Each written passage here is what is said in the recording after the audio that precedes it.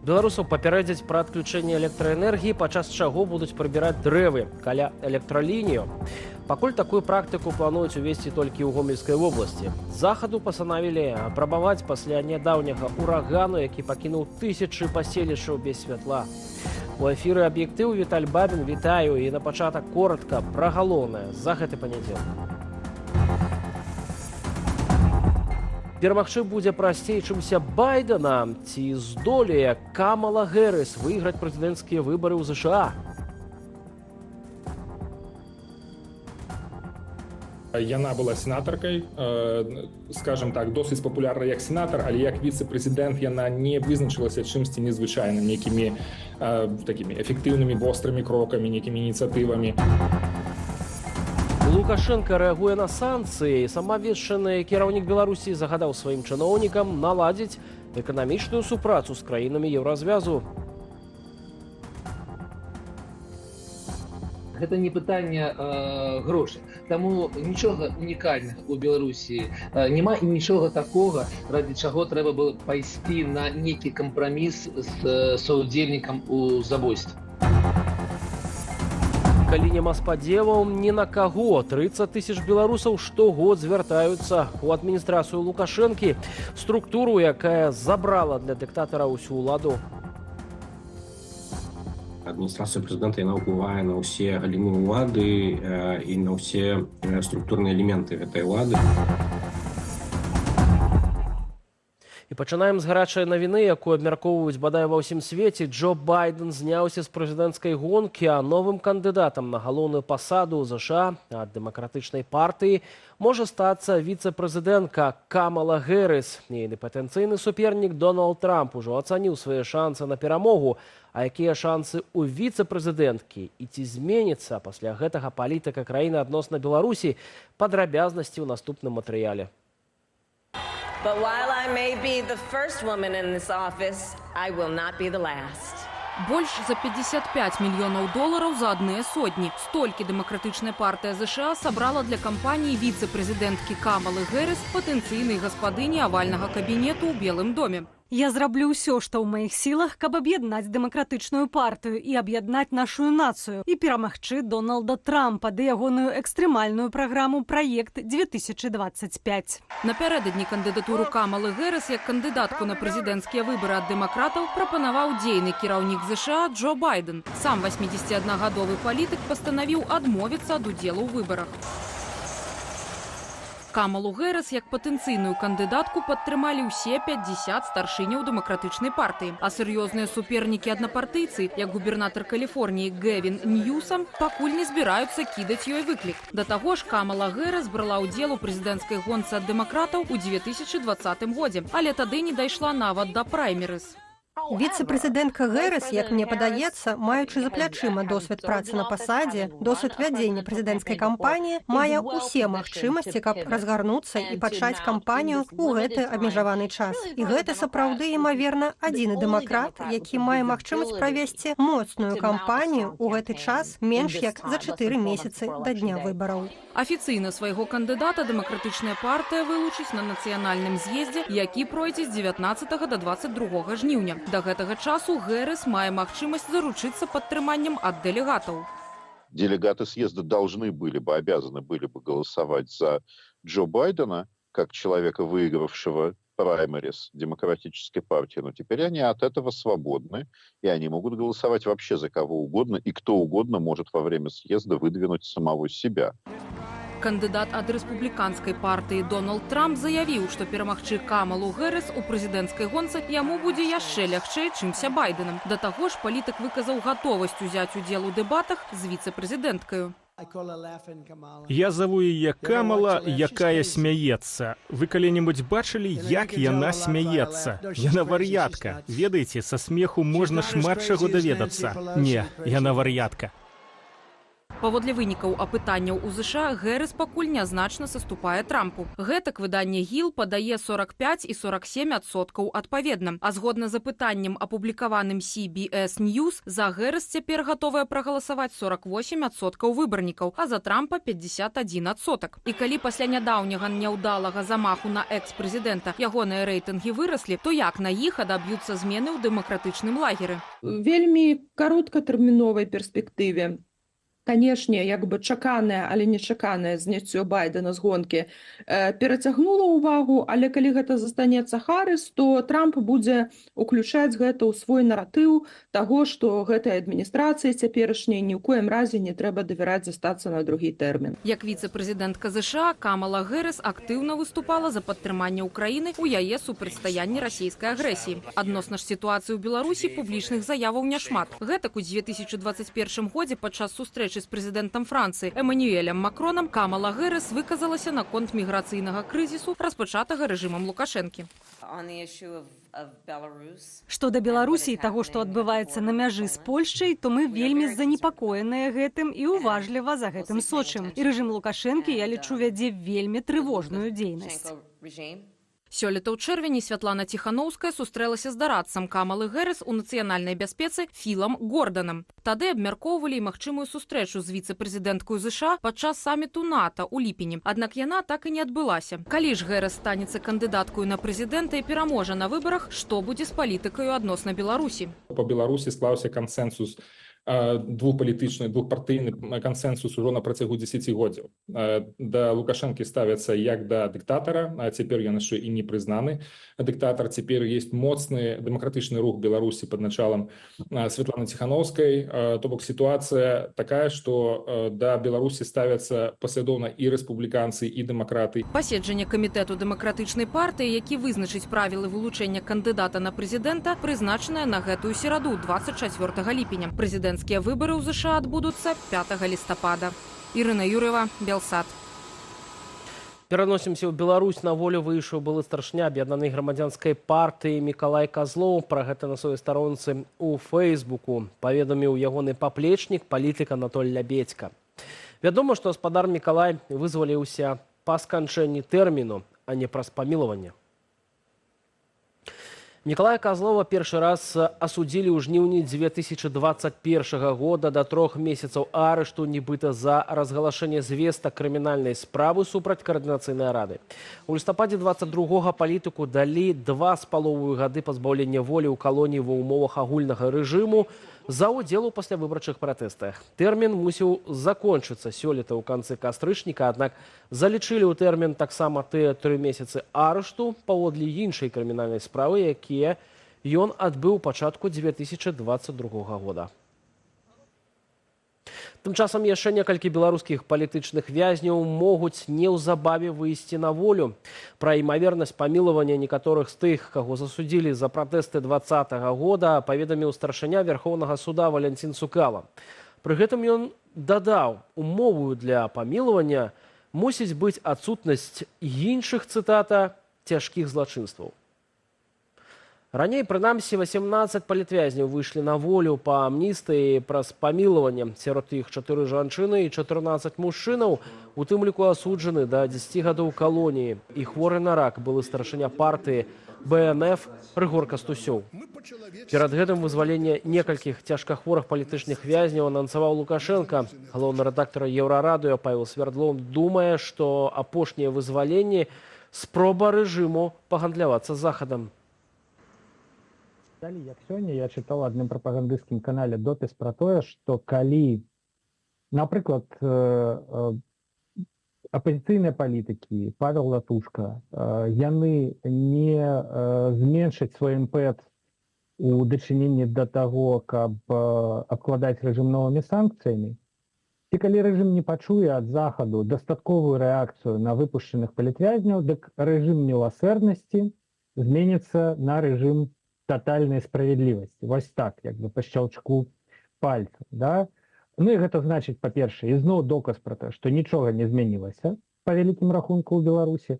Ну а па-другое, што яны там у ўладах лічаць, што яны зрабілі дастаткова для таго, каб ужо цяпер пабачыць нейкія крокі ў адказ. Але выпусціць 1% ад палітвязняў, ну, гэта абсалютна недастаткова, на маю думку. Але паглядзім, што, як дыпламатычнымі механізмамі будуць рэагаваць заходнія дзяржавы. Вызваліць склады тавараў і перамагчы ў бітве за ўраджай Лукашенка раздае загады на чарговым паседжанні ўраду. Сёння, напрыклад, падчас сустрэчы наконт развіцця айчыннай прамысловасці ён прапанаваў чыноўнікам наладзіць гандлёвыя сувязі з еўразвязам. Аднак ці магчыма гэта? Да як выглядаюць справы сельскай гаспадарцы і прамысловасці, Кацярына Гардзеева. Мои сослуживцы там, на охране белорусской атомной электростанции, а я здесь обеспечиваю продовольственную безопасность. Не уборочная кампанія, а бітва. Збор ураджаю сёлета падобны да баявых дзеянняў. Замест аграрыяў на палях вайскоўцы. Тэмпы збору дырэктыўна высокія. 2 дня на раскачку, а потом жесточайшее наказание. Мне не пишите. Паводле дзяржаўнай пракуратуры, якой даручылі назіраць за хадою уборачнай, прадпрыемствам сельскай гаспадаркі не стае амаль 400 адмыслоўцаў. Дапамагаць скіравалі вайскоўцаў. 60 чалавек і 35 адзінак аўтамабільнай тэхнікі. Гэта паўплывае на якасць, таму што чалавек, які не працаваў, першы год, яго ж не пасадзіш на камбайн, тым больш камбайны зараз не тыя, якія былі там напрыканцы 80-х ці пачатку 90-х, там шмат электронікі. Працы не вытрымлівае, здаецца, і тэхніка. Днямі ў полі, паблізу паселішча далёкія Браслаўскага раёну, загарэўся чарговы камбайн. Пажарнікі баявой адзінкі не ўратавалі. Машына, вырабленая на гомсельмашы, выгарала цалкам. З пачатку года гэта ўжо 10-й камбайн айчыннай вытворчасці, які выходзіць з ладу праз самаўзгаранне. Было загадана толькі беларускімі камбайнамі замяніць. Наколькі я ведаю, у нас 2 прадпрыемствы рабілі, это Лідскі завод і Гомсельмаш, але ж паміж імі няма канкурэнцыі па разнарадцы, таму якасць будзе таксама, як і нашых аўтобусаў МАЗ. Пры гэтым пастаўляць беларускую тэхніку плануюць і за межы краіны, у Афрыку. Пра гэта сёння на паседжанні ў справе развіцця прамысловасці заявіў Лукашенка.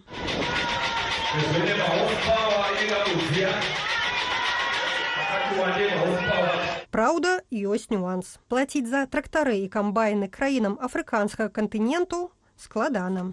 Опять-таки будут проблемы по расчету. Скорее всего, это может быть или бартер, или, опять-таки, какие-то теневые операции через третье государство, третьих лиц. Але ўрад Беларусі пазітыву не губляе і шукае альтэрнатыўныя спосабы аплаты. Часам у якасці сродку разліку выкарыстоўваць садавіну.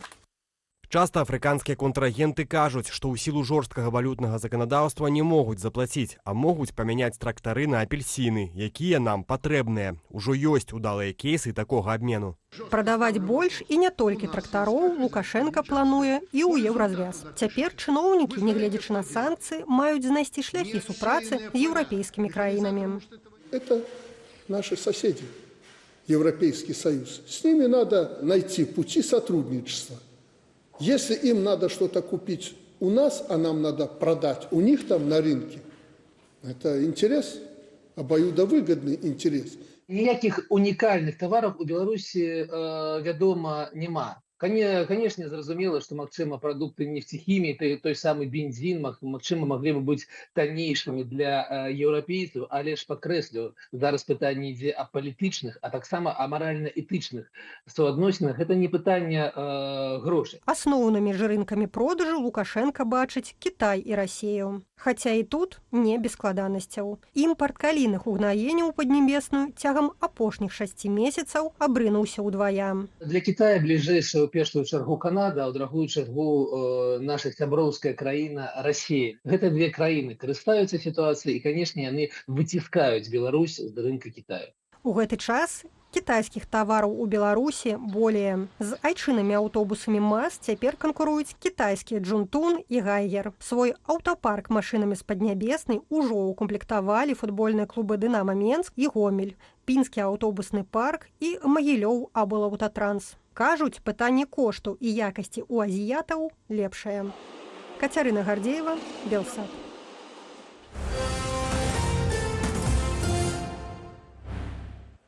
А цяпер распавядзем пра структуру, якую параўноўваюць з апаратам ЦК Кампартыі, ды якая кантралюе ўсе іншыя дзяржаўныя органы ў нашай краіне. 30 гадоў таму Лукашенко падпісаў указ пра стварэнне ў Беларусі адміністрацыі прэзідэнта. З таго часу прэзідэнт страціў легітымнасць, а функцыі гэтай установы моцна змяніліся. Як структура, што мелася дапамагаць Лукашэнку кіраваць краінай, у выніку забрала для яго ўсю ўладу? Ірына Дарафійчук.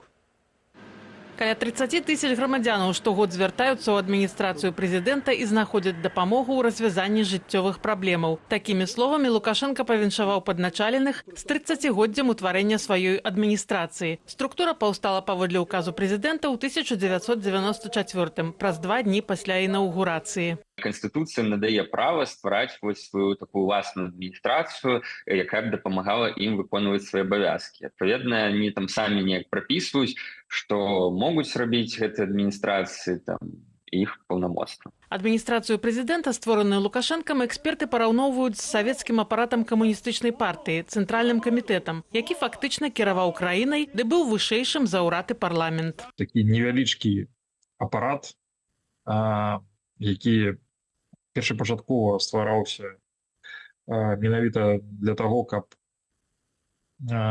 Лукашенко ён быў незалежны ад ураду, ад парламенцкіх структур, а наадварот змог на сябе перацягнуць гэтую коўдру кіравання галоўнымі працэсамі ў краіне. Адміністрацыя падпарадкоўваецца беспасярэдне Лукашэнку і фармальна забяспечвае ўзаемадзеянне кіраўніка дзяржавы з органамі заканадаўчай, выканаўчай і судовай улады. Фактычна ж, сёння структура не толькі рыхтуе даклады справаздачы і рашэнні, з якімі выступае Лукашенко, але і кантралюе кадравую ды ўнутраную палітыку, фармуе бюджэт, распрацоўвае ідэалогію. То бок спалучае функцыі як ураду, гэтак і парламенту. У беларускай рэчаіснасці яна пераўтварылася ў структуру, якая трошкі стаіць панад усімі. І яна не толькі займаецца афармленнем гэтых рашэнняў, яна на іх актыўна ўплывае.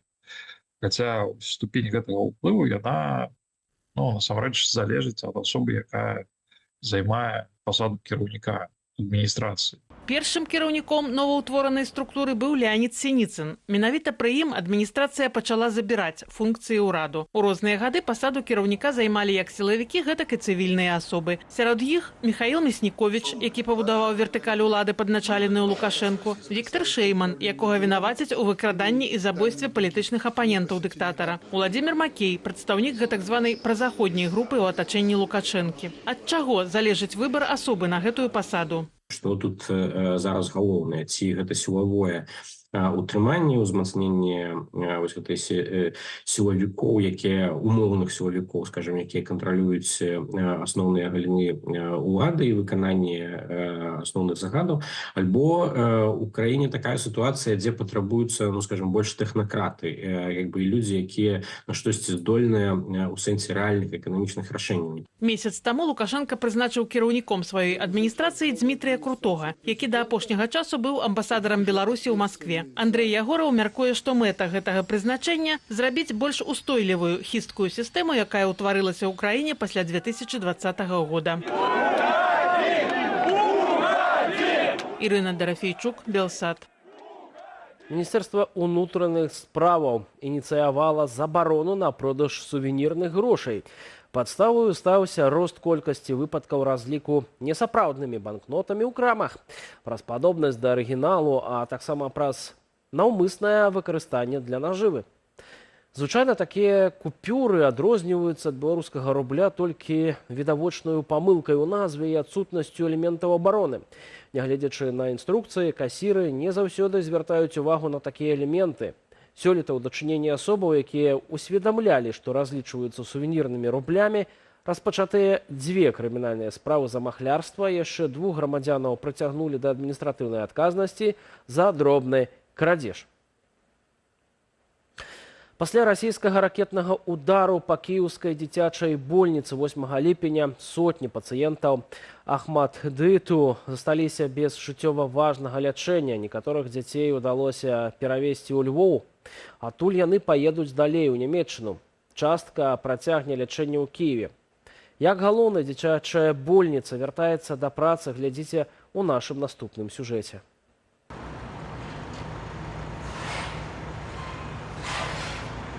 Сьогодні ми більш-менш в нормі. Сёння мы больш-менш у норме, фізічна. Трохі Саламійка благапачуваецца, ну а псіхалагічна цяжка, бо няма таго аддзялення, таго рэжыму. Калі расійская ракета трапіла ў найбуйнейшую дзіцячую больніцу Украіны Ахмад-Дыт 8 ліпеня, Саламія была ў палаце адна. Ейная маці Аксана ў гэты момант разам з іншымі бацькамі хавалася ў сховішчы. Мамы могуць спусціцца ў сховішча, а дзеці не, бо працэдуры не з лёгкіх і так хутка іх не адключыць ад апаратаў. У Саламіі прыроджаная кіла. Дзяўчынка перасоўваецца на інвалідным вазку. Праз хранічнае захворванне нырак ёй практычна ўвесь час неабходна быць на дыялізе. Падчас ракетнага нападу Саламія ляжала якраз у той частцы лякарні, куды пацэліў удар. Наташа, Ахмадета нема. Господи, там Соломійка під завалом, а там труп. Цяпер, нягледзячы на тое, што адбылося, Аксана з дачкою застаюцца ў Кіеве. Аднак пасля разбурэння дзіцячай больніцы такое рашэнне прынялі не ўсе. Некаторых пацыентаў удалося перавезці ў Львоў. Частка з іх можа паехаць у Нямецчыну. Це дуже довга дорога. Гэта вельмі доўгая дарога. Дзеці слабыя са складанымі дыягназамі, яны не вытрымліваюць такога працяглага транспартавання. Гэтыя дзеткі найбольш пацярпелі ад тэрарыстычнага ўдару, бо іхнае лячэнне было спыненае. У 13-гадовага Дзімы злаякасная пухліна. 8 ліпеня ён, як і Саламія, быў у адной з палатаў Ахмад-Дыту. Швиденько виходьте. Нам сказали хутка выходзіць, і мы хутка выйшлі ў калідор. Потым проста пагасла святло, раздаўся выбух і дым. Вельмі шмат дыму было. І гэта было самае страшнае. Ты не ведаў, дзе гарыць. Маці Дзімы Ірына прызнаецца, што вайна ўплывае не толькі на фізічны стан хлопчыка, але і на псіхалагічны. Я думаю, што гэтая хвароба ў нас звязаная з тым, што ў дзіцяці вельмі моцна паніжаны імунітэт і псіхалагічны стан цяжкі. Калі мы займаліся з псіхолагам, то думалі, што праблема гэтай хваробы іншая. Але псіхолог сказала: намалюй страх, а дзіця малюе Пуціна. Ахмад-Дыт – самая вялікая ды інавацыйная дзіцячая больніца ва ўкраіне. Толькі за апошнія 20 гадоў тут выратавалі дзясяткі тысяч дзяцей, у большасці з якіх шансы выжыць былі мінімальныя. Тут рабілі аперацыі на галаўным мозгу ды іншыя унікальныя хірургічныя працэдуры. У выніку абстрэлу 8 ліпеня загінулі 44 асобы, сярод якіх 4 дзяцей. Пацярпелі яшчэ 190 чалавек. Менш чым праз 2 тыдні працу больніцы часткова аднавілі. У прыватнасці вострую дыялізную тэрапію. Асноўныя аддзяленні змогуць адкрыцца праз месяц-два, а цалкам клініка запрацуе не раней, чым праз паўгода. Алена Сергеева, Андрей Сульжыц, Белсат. Ліпінскае надвор'е працягвае здзіўляць беларусаў пасля некалькіх дзён спёкі і нядаўняй буры ў Гомельскай і Магілёўскай вобласцях. Дарогі асыпала градам. Як выглядала белае покрыва на беларускай зямлі ў сярэдзіне лета? Без каментара. Конец июля.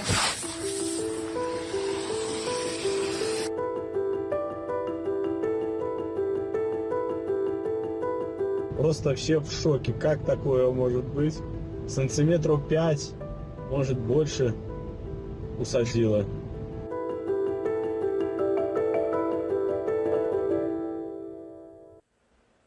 Сыход Джо Байдена з выбарчай гонкі, чым ён пагражае ўкраіне, Беларусі і свету. Ці здольная Камала Гэрыс перамагчы Дональда Трампа? Пра гэта ў размове з Валерыем Кавалеўскім у праграме «Белсат Зум». У аб'ектыве ставім кропку на сёння. Добрага вечара.